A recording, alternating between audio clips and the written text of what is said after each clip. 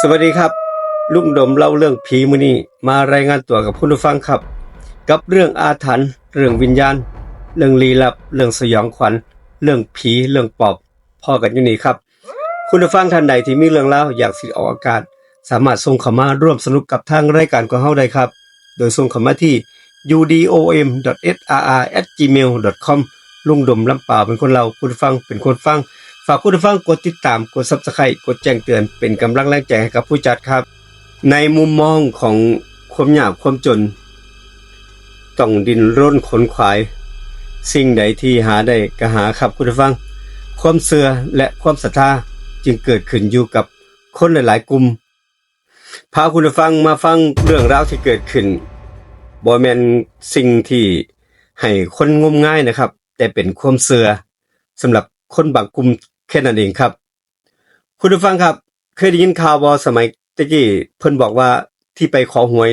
อยู่กับเสาหลักกิโลหลายๆคนก็โชคดีเบิดหนี้เบิดสินบางคนก็เบิดเนื้อประดาตัวครับคุณผู้ฟังเบิดทุกสิ่งทุกอย่างขายให้ขายหน้าขายสวนผู้งมงายก็งมงายอีหลีครับที่รวยที่สุดก็คือเจ้ามือนี่เพิ่นสิมักอั้นตัวใดที่มาดังๆนี่เพิ่นบอกว่าจ่ายครึ่งเดียวเฮาก็ต้องยอมครับทั้งๆที่ฮู้ว่าเขาเอาเปรียบ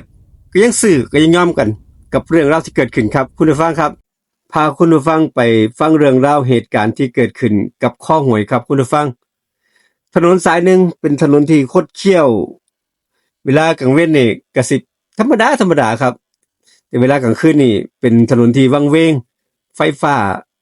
สลัวตัดไปตามเทือกเขาครับผู้คนก็สัญจรไปมาเวลากลางเว้นครับแต่กลางคืนนี่สิแบบเงียบสงัดเพราะว่าเป็นถนนที่เป็นสายรองบ่แม่นสายหลักครับแต่ก็ยังมีรถลาเดินทางอยู่ตลอดเวลาเพราะว่ามันเดินทางมันใกล้ทางลัดนั่นเองครับมีรถบรรทุกพวกรถบรรทุกสินค้ารถต่างๆพวกนี้ครับหนีด้านหนีตำรวจเวลากลางคืนครับก็หนีมาเส้นทางเส้นนี้แหละเลยกลายเป็นที่มาของหลักกิโลสยองขวัญอยู่หม้องนี้ครับอยู่ถนนสายนี้ละหมู่บ้านแห่งหนึ่งของภาคอีสานครับคุณผู้ฟังที่มีความเชื่อฝังลึกเข้าไปในหัวใจของไทบ้านครับไทบ้านบ่หน่อยที่เชื่อและศรัทธาครับหากชีวิตติดขัดนี่เงินทองลอยหลอหนี้สินรุงรังทั้งเดียวที่สิเฮ็ดให้พวกเขาหลุดพ้นนั้นก็คือไปขอหวยเสี่ยงโชคนั่นเองครับคุณผู้ฟังหลักกิโลบอกระยะทางปั้นโดยหินและก็ปูนครับตั้งอยู่ทางโค้งแห่งหนึ่งนี่เป็นจุดที่ทุกคนมาขอหวยกันอยู่มื้อนี้มาเสี่ยงโชควาสนาครับหลักกิโลแห่งนี้ตั้งอยู่ตรงทางโค้งพอดีครับจุดนั้นเป็นจุดที่ลับตาเหลียวบ่เห็นดอกครับเหลียวไกลๆบ่เห็นดอกเห็นอยู่ก็ใกล้ๆยิ่งเวลากลางคืนนี่มืดจนแทบสิบ่มีไผกล้าย่างผ่านหม้องหันขับรถผ่านหม้องหันครับมันเป็นจุดเสี่ยงเขาว่าจังซี่ครับเรื่องราวก็เลยเกิดขึ้นอยู่กับหลักกิโลหลักนี่แหละอยู่ทางโค้งพอดีครับทุกคืนก่อนมื้อหวยออกโดยเฉพาะช่วงหลังเที่ยงคืนครับจะมีไทบ้านเป็นกลุ่มๆทั้งผู้ชายผู้หญิงทยอยกันมาปักธูปเทียนจุดไฟฉาย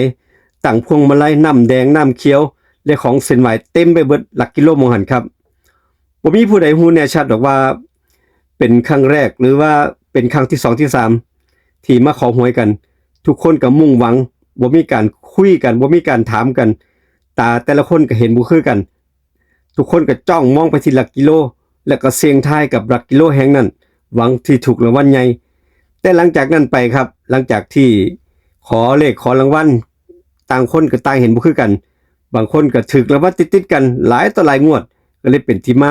แห่กันมาลือกันบางคนก็ถูกงวดเดียวบางคนก็เฉียวฉิดเป็นที่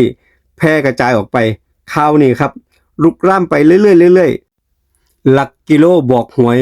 เขาบอกว่าเป็นหลักกิโลที่เฮี้ยนไทบ้านบางคนก็บอกว่ามีอุบัติเหตุเกิดขึ้นอยู่หม้องนี้เด้เนี่ยอันรถมาชนแหกโค้งอยู่หม้องนี้ต่ำหลักกิโลบ่เป็นอีหยังเลยคนตายกัน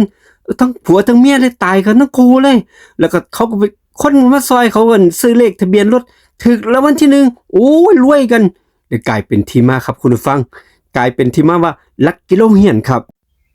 คืนหนึ่งครับก่อนมื้อหวยออกเวลาประมาณสักตี 1เสร็จๆนี่แหละผู้คนก็หลั่งไหลกันมาทั่วสาธารณทิศครับเสียงคุยกันเสียงหัวเราะหยอกกัน เว้ากันเบาๆว่าได้อีหยังล่ะได้เห็นหยังบ่เห็นโตหยังบ่เจ้าซุบซิบได้แต่ซุบซิบกันบ่กล้าเว้าเสียงดังครับทูบเทียนดอกไม้เนี่ยครับบ่ว่าสิเป็นท้องปกท้องเปลวปิดกันตรงหลักกิโลทั่วกันในเบิดครับกินทูบกินเทียนนี่ฟุ้งไปเบิดเสียงลมพัดกระทบลงมาจากบนเขาครับกระทบกับกลุ่มคนแล้วก็หลักกิโลมองหันบรรยากาศเวลานั้นวังเวงครับกินทูบกินเทียนไฟนี่วุบวับวุบวับเพราะว่าไฟจากการจุดเทียนแล้วก็ของเส้นไหว้ต่างๆเวลานั้นสายตาทุกคู่ทุกคนครับจ้องมองอยู่หลักกิโลเพื่อสิหวังสิได้พบเจอตัวเลขที่ตัวเองคาดหวังแล้วก็ตัวเองที่มักเพิ่นว่าบุญวาสนาแข่งกันบ่ได้ครับคุณผู้ฟังตาดีได้ตาลายเสียเพิ่นว่าจังซี่ครับในระหว่างที่หลายๆคนจดๆจ้องๆอยู่หลักกิโลนั่นแหละครับลืมไปว่าหม้องนี้มันมืดไฟสลัวๆแล้วก็เวลากลางคืนนี่รถบรรทุกรถหยังนี่แล่นผ่านอยู่ตลอดเวลาแล้วเป็นทั้งโค้งลืมไปว่ามันอันตรายกับการที่ทุกคนมาอยู่จุดนี้คนหลายๆเดินข้ามถนนไปมามันเป็นจุดเสี่ยงทุกคนลืมไปครับมัวแต่ไปจ้องหาเลขหาเบอร์เสียงแต่รถเปิดดังตะนมาแต่ไกลๆครับคุณผู้ฟังวินาทีนั้นทุกคนหันไปมองรถกระบะคันหนึ่งครับแล่นมาด้วยความเร็วสูงแล้วจู่ๆก็เสียหลักพุ่งชนพรวดเข้าไปหลักกิโลท่ามกลางที่คนยืนอยู่กันไม่หลายครับเสียงล้อในเบรกเสียงเบรกดังดังสนั่นหวั่นไหวก่อนที่พุ่งเข้าไปชนกลุ่มคนที่กำลังนั่งไหวหลักกิโลอยู่เสียงกรีดร้องขอความช่วยเหลือแล้วก็ความเจ็บปวดครับดังขึ้นมากับกลุ่มคนที่กำลังมุ่งอยู่กับการขอหวยนั่นแหละแต่รถกระบะได้พุ่งชนหลักกิโลแล้วก็ทับคนต่างๆบางคนก็เจ็บบางคนก็ถึงกับตายเลยก็มีครับคุณผู้ฟังโอ้ยเจ็บซอยไข่แน่โอ้ยขาคอยขาได้แต่ได้ยินเสียง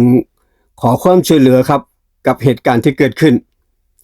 ผู้รอดชีวิตรายหนึ่งเพิ่นแทบช็อกเพิ่นบอกว่ามื้อนั้นคืนนั้นแหละครับได้ยินเสียงร้องคำค้นจากญาติๆที่วิ่งมาเบิ่งเพิ่นบอกว่าหูก็ได้ยินเสียงตาก็เลี้ยวเบิ่ง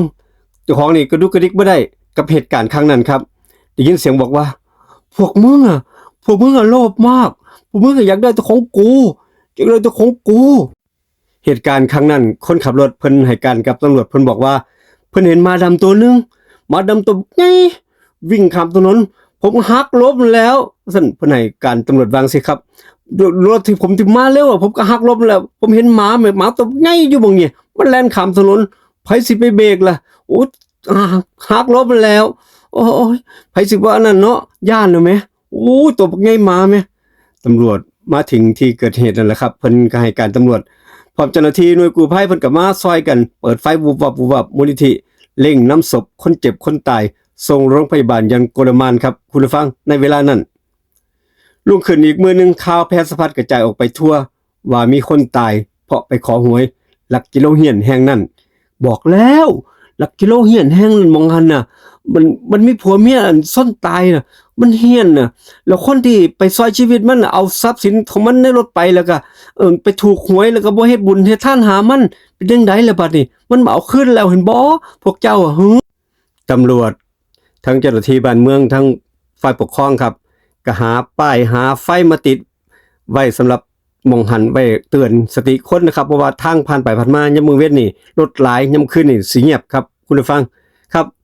มีชาวบ้านเพิ่นบอกว่าเพิ่นเห็นเงา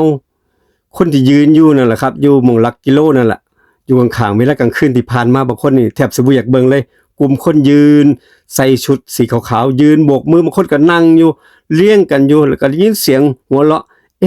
เพิ่นบอกว่าสงสัยคนนี้ลุกเลยครับคุณผู้ฟังบ่น่าเชื่อเลยครับว่าหลายๆคนก็ต่างก็เจอคล้ายๆกันทุกคนก็ต่างขนลุกยามกลางคืนนี่ผู้ใดสิไปบ่หันก็ต้องไป 2-3 คนพุ่นแล้วบ่กล้าไปคนเดียวตามลำพังครับพระท่านบอกว่าท่านไปบิณฑบาตมื้อนึงท่านก็เห็นคือกันแต่ท่านก็สำรวมท่านบ่ได้ตกใจอีหยังครับนี่เป็นเรื่องราวที่เกิดขึ้นกับหลักกิโลแห่งนี้ครับหลักกิโลเฮียนบางคนที่ไปขอหวยไปเสี่ยงโชคแต่กลับโชคร้ายครับคุณผู้ฟังมื้อนี้ลุงดมเล่าเรื่องผีมาเว้ากับคุณผู้ฟังได้ฟังกันกับเรื่องราวที่เกิดขึ้นขอบคุณห้องบันทึกเสียงรถทัวร์เรคคอร์ด ภาพและบทจาก AI มื้อนี้ลาคุณผู้ฟังไปก่อนเจอกันคลิปหน้าอีพีหน้าครับคลิปนี้ฝากคุณผู้ฟังกดติดตามกด Subscribe กดแจ้งเตือนเป็นกำลังแรงใจให้กันครับมื้อนี้ลาไปก่อนสวัสดีครับ